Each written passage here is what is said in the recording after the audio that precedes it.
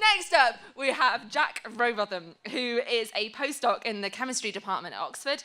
He's interested in bioinorganic chemistry, which is how metals interact with sugars and enzymes. Previously, he spoke about chemical detectives and how they can be used in counterfeit notes and coins. And so, naturally, he's going to follow on with talking about chemical villains. His fact is, Jack Rowbotham is no relation to Samuel Rowbotham, who is a 19th century champion of the flat earth theory, who famously ran away at the end of one of his own lectures when he couldn't answer a question from the audience. Let's hope that Jack's talk goes a lot better than Samuel's. So welcome to the stage, Jack!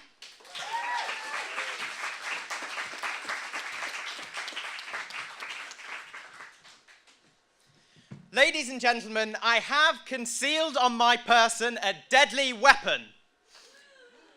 In my trousers, no less. That's right. My plums. But of course, we all know that the real deadly weapon in my trousers are none other than my apricots. Oh, yes. Whilst these innocent-looking fruits with their cheeky curves and gentle rouge colouring might look very inviting, in fact, they harbour a deadly secret, a poison so deadly that I'm going to talk about it for the next 2.5 minutes. Yes, behind that fleshy exterior is a core, and inside the core lies a poison known as amygdalin. Gasp again. Very good. But let's keep things in perspective.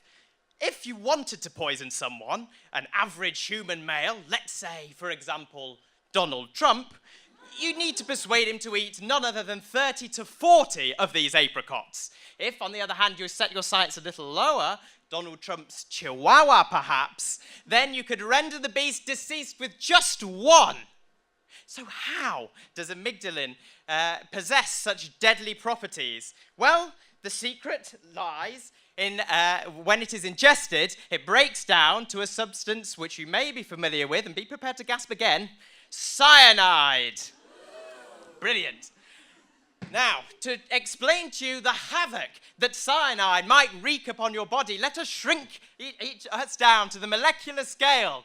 So if you all close your eyes for just one moment, and open them again, and behold, cyanide. Yes, because conveniently, cyanide has a molecular structure that's not too dissimilar to 2 apricots forced onto a cocktail stick. And that's really convenient for me, because another molecule that cyanide resembles, oxygen, has a molecular structure not dissimilar to 2 plums forced onto a cocktail stick. And that's perfect, except not when it's in our body. Because a molecule in our body, hemoglobin, is easily confused. Now, you may have heard of hemoglobin. It's the molecule that's responsible for giving blood its red colour, and our judges, their beautiful rosy complexions, Alison. But when the cyanide enters the bloodstream, it knocks the oxygen sideways, and going straight to the molecule responsible for giving us energy, cytochrome oxidase, and blocks it. No oxygen, no. A delicious way to example to you how cyanide can kill you. So, bear in mind, whilst 5 a day will keep the doctor away, 30 will probably kill you. Round of applause for Jack Rowbotham there.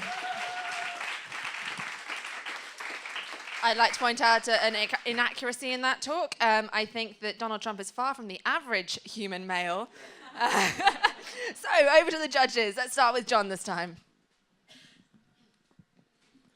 So, Jack. I'm sorry. Do your pants up. That's fine. I've got backup plums that need removing there. I was wondering. Punch going on down here. Right, sorry. I'm sure the people in the front row will appreciate if you do your pants up. Oh, yeah, sorry about that. Don't worry, there's also backup pants below these pants as well.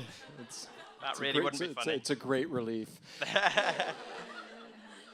Is there any anecdote? Is there any anecdote? Is there any antidote, Jack, if one finds oneself having consumed 40 apricots? 40 apricots. Well, actually... I'm hungry. I'm peckish. Yeah. So it has happened quite a lot, apparently, in the literature. Weirdly, in Turkey, people are going crazy for apricots in Turkey. And yes, there is. Essentially, you just need to persuade the hemoglobin that it doesn't want to be bound to the this now horribly mangled apricot anymore. And there are quite a few molecules that can do that, but you have to act fast. As you saw, the cyanide poisoning overcome me very quickly, within a 3-minute window, if it's presented in FameLab. So you have to get there quickly with the antidote. Why did you need backup plums in your trousers? They were, well, I mean, I always take backup plums with me wherever I go, but this evening, I mean, I don't want to go, a magician never reveals his secrets, but I fashioned a sort of nappy out of long johns. This is getting worse and worse. And elastic. And what can happen sometimes, especially in the heat of the moment, the plums can slip below the elastic and become, well, rendered useless for the purpose of the demonstration.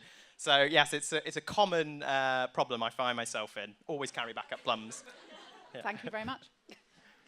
So my friend actually gave herself cyanide poisoning from eating too much tender stem broccoli. Really? So apart from, broccoli and apricots, what else should we be worried about? Oh my goodness, the list goes on.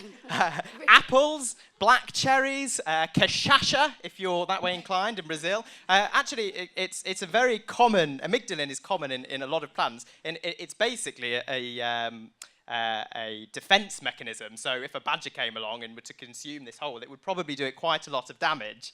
So really the message from the talk is don't eat fruit, eat Snickers. Very good. Jack Rowbotham there.